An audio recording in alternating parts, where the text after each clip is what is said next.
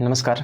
आज मैं एक महान पुरुष कहिए या फिर कुछ ऐसे शब्द कहिए जो कि कोई शब्द ही नहीं बना है जो उनकी कार्य व्यवस्था को या फिर उनके चरित्र की बखान कर सके या उनकी चरित्र का वर्णन कर सके। ऐसा कोई शब्द ही नहीं बचा है। मैं बात करना चाहूँगा पद्म विभूषण भारत रत्न श्रीमान रतन टाटा जी का, जिनका निधन 9 अक्टूबर जो कि परसों हुआ है। मैं 2 दिनों से शौक में था कि कोई शब्द ही नहीं है मेरे पास जो मैं बता सकूं। मैं बस इतना कहूँगा कि ईश्वर के पास धरती से वो फरिश्ता गया है जिनके पास 0 हेटर्स, 0 एटीट्यूड, 0 कोई शौक कह लीजिए, 0 निगेटिविटी कह लीजिए। मतलब कहता है ना आदमी कि लोग किसी को खुश नहीं रख पाता है, किसी को खुश नहीं रख, मगर ऐसे एक पुरुष, ऐसे एक मानव जो अभी फरिश्ता बन के जो भगवान के पास गए हैं, वो भगवान भी आज लकी होंगे के पास भारत से कैसा आदमी गया है कि जिसके पास कोई दुश्मन नहीं। ऐसा कोई व्यक्ति नहीं होता है जिनकी हेटर नहीं होता है, जिनको कोई गाली देने वाला नहीं होता है, जिनको कोई, ऐसा हर कोई होता है हमारी लाइफ में होता है, या आपके भी कोई दुश्मन होंगे जरूर, मगर थोड़ा बहुत उनके बारे में बताऊंगा और साथ में कुछ लिखा हूँ और सुनाना चाहता हूँ। तो सुनिएगा। नाम रतन टाटा, पिता नवल टाटा, माता सोनी कमिसारिट, जन्म 28 दिसंबर 1937 ईस्वी को हुआ। स्कूली शिक्षा जो 8 तक होती है, 8वीं तक, वो मुंबई में, बाकी के बाद ये ग्रेजुएशन के लिए वो बाहर गए। उनके बाद हर किसी के जीवन में एक प्रेम शब्द उभरता है और उनके जीवन में कुछ अपनी भूमिका निभाता है, तो उनको भी प्रेम हुआ लड़की से।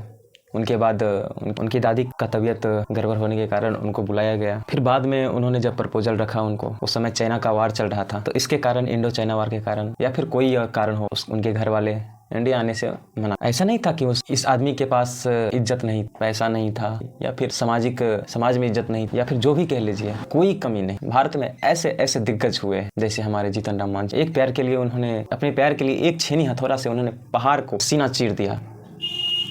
वैसे ही हमारे रतन टाटा जिंदगी भर अकेले रहे। कई बार उन्होंने प्रयास भी किया, ऐसा लिखा गया है, मगर फिर वह मन नहीं माना तो फिर स्टेसिंग। ये सब बाद की बातें हैं, मगर मैं बताना चाहूँगा कि ऐसे आदमी जिनका 0 हेटर, 0 एटीट्यूड, 0 लाइफ स्टाइल, बोले तो कुछ भी शौक, 0 निगेटिविटी। जिंदगी में सबसे बड़ा चीज़ होता है निगेटिविटी। 0 एटीट्यूड होता है आदमी के पास अगर उसके पास पैसे हैं। शो ऑफ करता है आदमी जब उसके पास पैसे हैं। जिंदगी जीना चाहता है खुल के तो उन्होंने जिया, मगर ऐसा नहीं जिया कि दूसरे को दिक्कत हो। साथ में लेते हैं। उनका एक कथन भी है कि आपको अगर जल्दी जाना है तो अकेले जाइए, अगर दूर तक चलना है तो सबके साथ चलिए। इन्हें इसी के लिए उन्होंने जिंदगी भी जिया, मगर सबको साथ ले, अकेले नहीं। एक ऐसा लड़का जो रेडियम पट्टी के कारण उनको लेटर लिखा, क्योंकि कुत्तों, जो अंधेरे में कुत्ते की एक्सीडेंट से मौत वगैरह हो जाती थी, गाड़ी चालक नहीं देख पाते थे अंधेरे में उनको, तो रेडियम पट्टी के लिए उनसे फंडिंग के लिए रिक्वेस्ट की, एक लेटर लिखा। ना उम्र का फ़र्क देखा, ना परिवार का, ना धन दौलत का, बस इंसानियत का फ़र्क देखा, जो कि अच्छा लगा उनको। अपना सबसे बेस्ट फ्रेंड बना लिए। अगर एटीट्यूड रहता उनके पास तो वो भी कहते कि मैं कहाँ इतना अमीर, मैं कहाँ इतना पैसे वाला। ना उम्र का फ़र्क देखा, ना लिहाज का फ़र्क देखा, ना पैसों का, ना धन दौलत का फ़र्क देखा।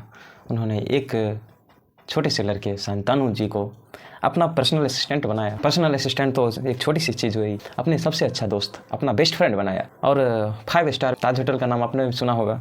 ऐसे होटल पे एक स्ट्रीट डॉग भी जाता है तो उसको कुछ नहीं किया जाता है, बाकायदे उसको फ्री फंड, अगर अंदर भी जा रहा है तो उसको मना नहीं किया जाता, अगर कुछ खा भी रहा है तो उसको खाने के लिए दिया जाता है।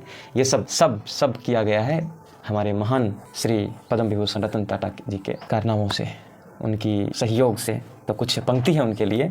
मैं तो इस लायक नहीं हूँ कि मैं उनकी बखान कर सकूँ, मगर जितना हो सका दिल से मैं उनके लिए आज कुछ बोलना चाहता हूँ कि कोई था जो खुद से ज़्यादा दूसरों के लिए जीता, कि कोई था जो खुद से ज़्यादा दूसरों के लिए जीता था, बिना सोचे दान मदद सब करता था। चर्चाओं में रहता, दुआओं में रहता, व्यापार में तो उत्तम, प्यार में भी कम नहीं। कदम कदम पर हिंदुस्तान को सम्मान दिलाया और भारत की अर्थव्यवस्था में योगदान निभाया उसने। सबका दर्द समझा और सबका हित ही चाहता, सबका दर्द समझा, सबका हित ही चाहता था।